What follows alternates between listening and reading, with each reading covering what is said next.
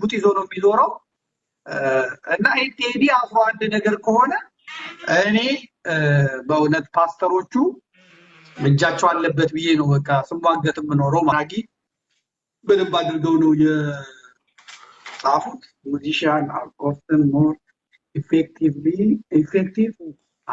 አጫጫብኝ ወንድም ማለት telling truths to power than journalists or experts.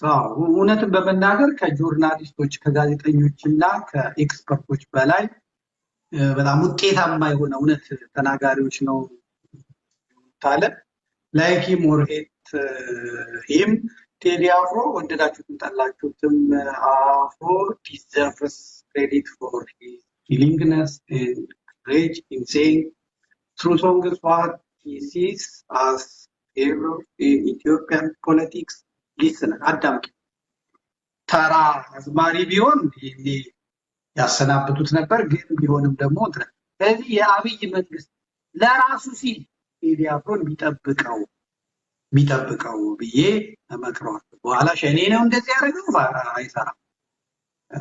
እና ፓስተሮቹም ጸሎታችሁን ሟርታችሁን ብታቆሙ ደም ነው የምትቃቡት እየነገርኳችሁ ደም ነው የምትቃቡት ደም የማይበርድ ደም ነው የምትቃቡት። ይሄ በቴዲ አፍሮ ጉዳይ ላይ ጩኸታችሁንና ድምጻችሁን ብትቀንሱ ጥሩ ነው። ያለበለዚያ በእናንተ ተረማምዶ አንድ ነገር ቢፈጠር ትንሽ ደስ የሚል ነገር አይመጣም ባይነኝ። በመጮህ በማልቀስ አካባቢ ይበክል ንስርና የቁራን ዝምድና ማየት ጠቃሚ ነው። ንስር በባህሪው አርቆ የሚያይ ብዙ ከለሮች የሚያይ በከፍታ የሚበር በከፍታ የሚመላለስ ከከፍታውም በከፍተኛ ርቀት አይቶ አልሞ አድኖ መብላት የሚችል በጣም ብርቱ ቴዲን በክብር ተቀብለው እንትን ብለዋልና ነገሩ ድብልቅልቅ የሚል ነው። ምናልባት ሲመስለኝ እቺ ነገር ተመዝገብልኝ እንግዲህ አዋራው እየጨሰ ነው። ጠቅላይ ሚኒስትር አብይ አህመድ ከመናደዱ የተነሳ በጣም የሚጨብጠውን አሳጥቶታል። አንድ የሆነ የነፋስ የሚሰራ ተርባይን ለማስመረቅ ሲል ጉጡ እንነቅለዋለን ይላል። ሄሊኮፕተር አስነስቶ እንደገና የሆነ ወንዝ ዳር ቆሞ ደግሞ ማንም ለቁራ ቢጮህ ምናምን ይላል። እንትን ብለዋል። ምን እንደሆነ አላውቅም። የጅል ጨዋታ እንዳይጫወቱ ነው የምለው። ምልክት እየሰጡ ነው፣ ራሳቸው ምልክት እየሰጡ ነው። አልበላሽም ምንም እናመጣው ሊያደናቅፈን የሚችል ማንኛውም እንቅፋት ካለ እንደየትኛውም ጉቶ ነቅለን በመጣል እናልፋለን የሚለው አሁን አጠገቡ ያሉትን ልጁ አጠገቡ ያሉትን ወዳጆቹን የሥራ ባለሙያዎቹን እያሰሩ ነው።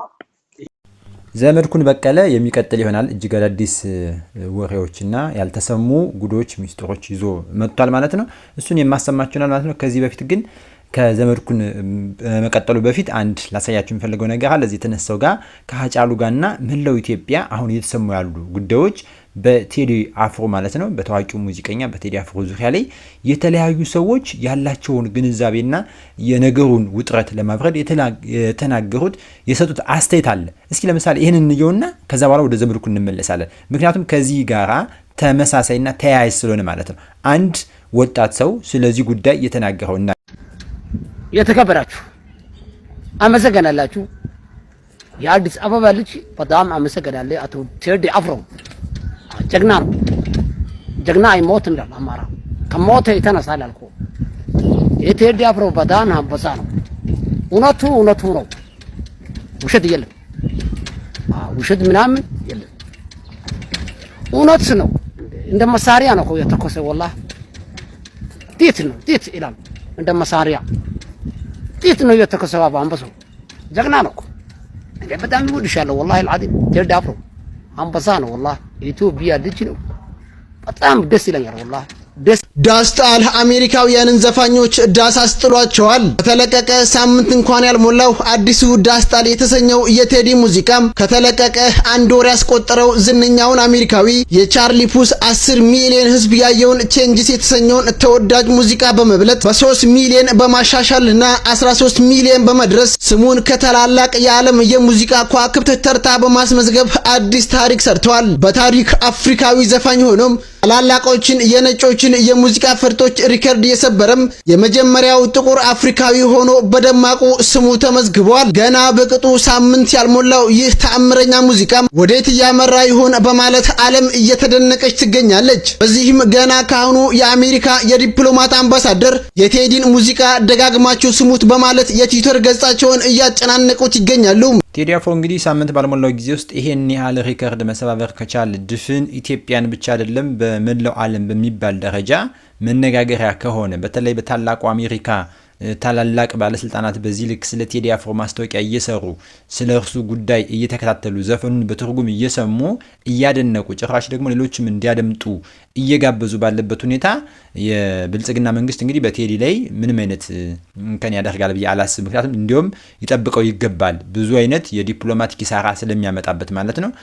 እንግዲህ የሚወሩ የሚሆኑ ነገሮች ሁሉ ፍጹም ተገቢ አይደሉም፣ የሚያስፈሩም አይደሉም ማለት ነው። ይሄንን ያደርጋል ብዬ ስለማላስብ እስኪ ዘመድኩን በቀለ ይቀጥላል በዚህ ጉዳይ ላይ ከቴዲ አፍሮ ላይ እየደረሰበት ያለውና እየተጠነሰሰ ያለውን ሴራ በደንብ አጋልጧል።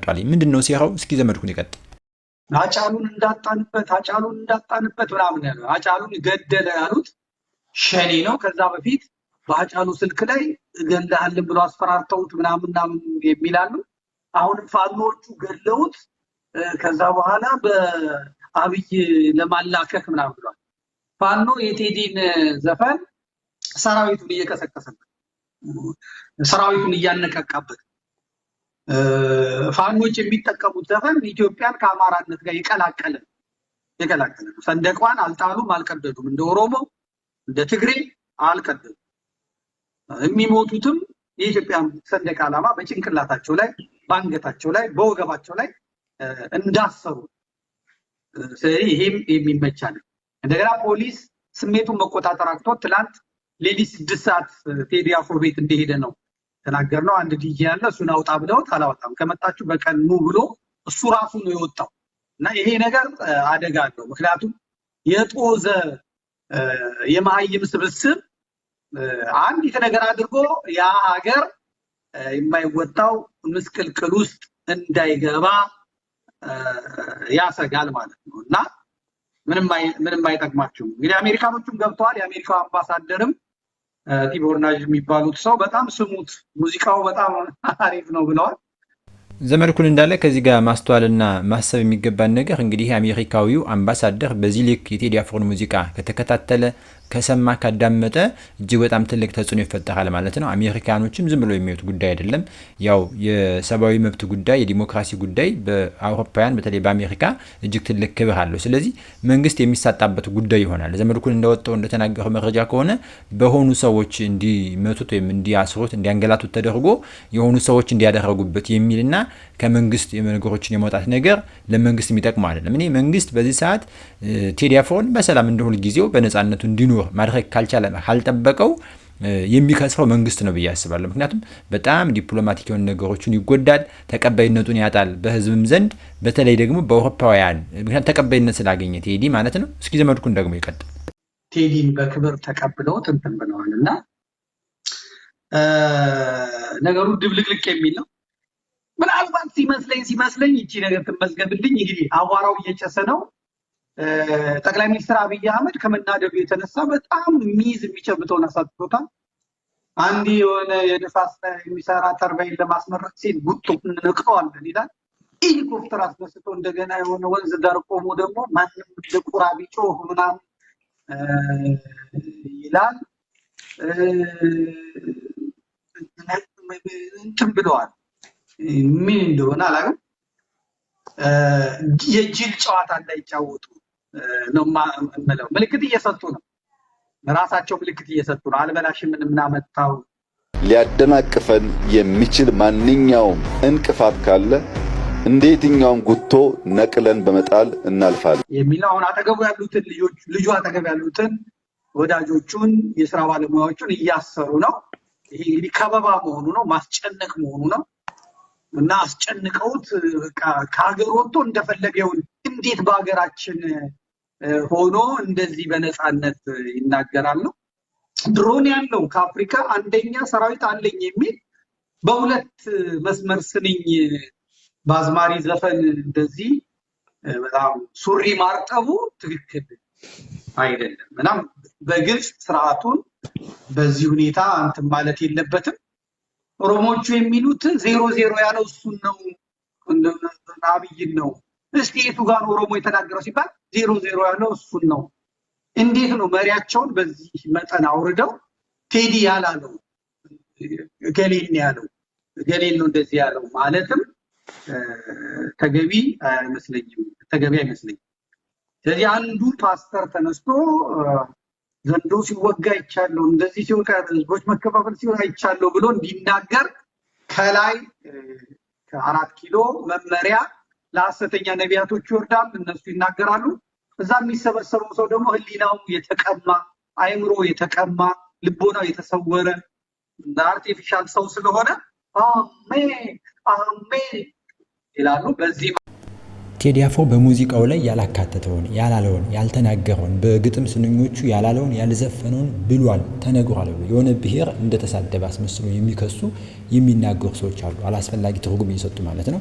በዚህ ልክ ደግሞ እንዲሁ ጠቅላይ ሚኒስትር ዶክተር አብይ አህመድ የተናገሩትንም ጉቶ ነቅላለሁ የሚሉንም ንግግር ቀጥታ ለቴዲ አፍሮ የተነገረ ብሎ በትርጉም ተገቢ አይመስልኝም። ምክንያቱም እንግዲህ ጠቅላይ ሚኒስትሩ በሚመራት ሀገር ብዙ ታጣቂ ኃይሎች አሉ፣ ከነሱ ጋር የገቡበት ጦርነት ወይም ሰጣ ገባ አለ። ስለዚህ የተነገረው ለነሱ እንጂ ቀጥታ ለቴዲ አፍሮ ነው ተብሎ በትርጉም ተገቢ አይመስልኝም። እኔ በዚህ ልክ ጠቅላይ ሚኒስትሩ አንድ ገንቢ የሆነ አስተያየትን በሙዚቃው ወይም በሚያውቀው በጥበቡ የሰጠን ግለሰብ በዚህ ልክ ያሳዳሉ የሚል እምነት የለኝም።